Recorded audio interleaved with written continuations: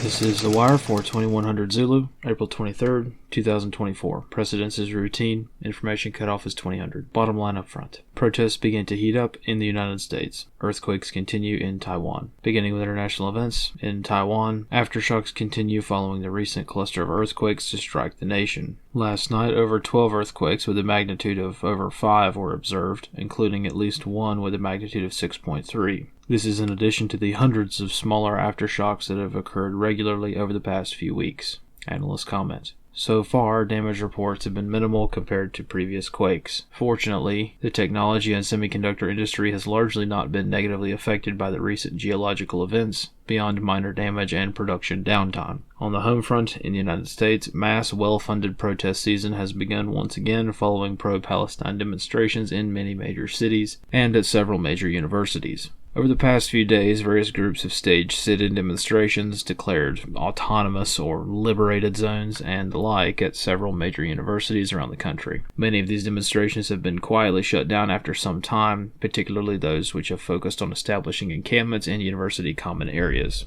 Clashes with police have been reported sporadically as protesters dig in for the long-haul protest season. Analyst comments for this wire. The rise in springtime protests is obviously expected, along with the substantial funding and organization that most demonstrations present. Consequently, as warmer weather makes public engagement more likely, understanding the local ideations for demonstrations will be important moving into the summer. Additionally, as most of these demonstrations are heavily influenced from a number of differing directions, care must be taken in the observation of protests, which can take a turn for the worse at any moment. This concludes The Wire for 2100 Zulu, April 23rd, 2024.